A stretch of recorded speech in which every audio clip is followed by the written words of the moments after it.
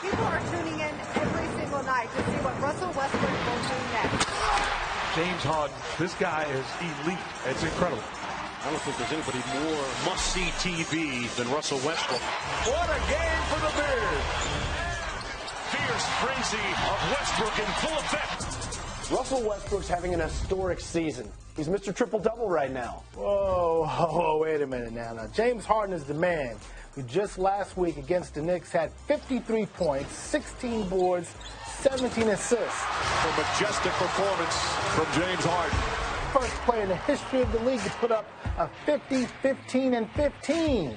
Do you know who the last player was to put up a 50-point triple-double? Westbrook with 51, 13, and 10 points, rebounds, and assists. But Russ certainly did the heavy lifting tonight. That's fine, but you know what? Harden leads the league in points produced.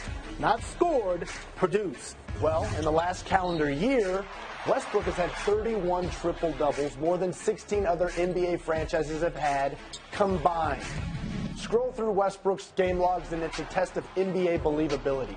26, 11, and 22, 41, 12, and 16, 51, 13, and 10. Okay. You know what? Harden has rounded out his crazy game, and it isn't a bunch of three-pointers. They cannot stop James Harden. It's as simple as that.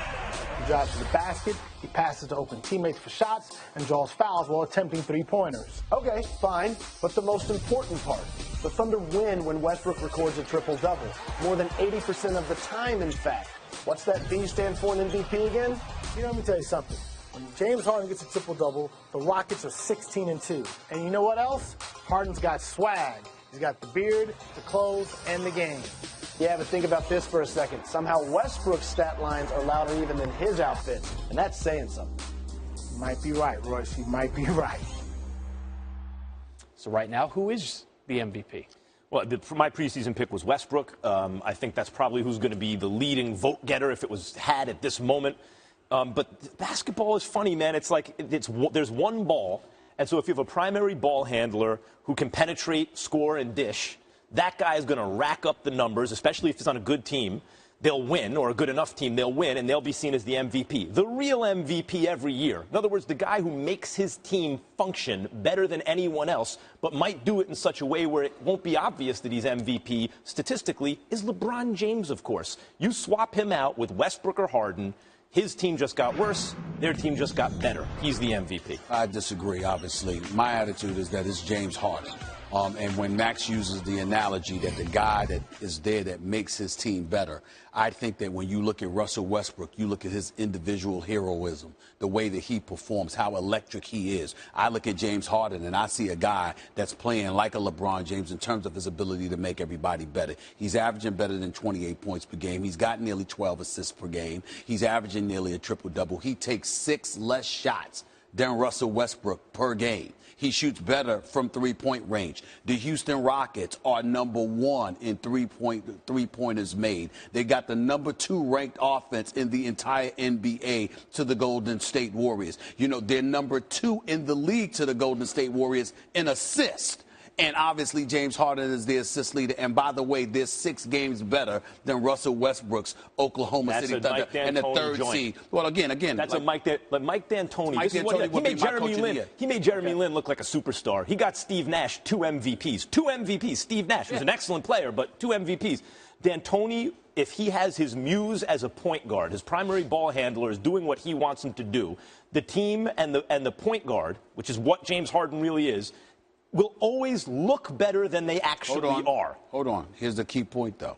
Steve Nash, as good as he was, didn't become who he was until D'Antoni.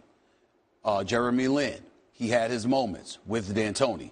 James Harden was James Harden before D'Antoni arrived. Right, so what's that tell you? So what I'm saying to you is that James Harden being that guy, even though right now D'Antoni would be my coach of the year, I think he's done a phenomenal job and he deserves a lot of credit. But I'm just saying for James Harden to be a guy that was considered a ball hog, a guy that didn't want to play defense, a guy that was a bit lackadaisical at times, took plays off, sometimes took games off in a lot of people's eyes. This dude has shown up and he has flat out balled. He has not just been a superstar, but he has been a leader. But what and does you that can't tell take you? credit away. What You can't take credit away from him for that. D'Antoni can take Steve Nash was also excellent on Dallas, by the way, excellent, and I thought underrated. But he can take a guy like Jeremy Lin, solid player, make him look like a superstar. If he gets a guy with the talent of a James Harden who's already playing at near MVP level, of course he's going to inflate Harden, or at least the perception of Harden, to look like an amazing superstar, to look like an MVP. But that doesn't mean you take away from him, no. Just because it was inflated by D'Antoni doesn't negate the fact that right now, if you had to pick an MVP, it would be Harden over Westbrook. You take Harden over LeBron James?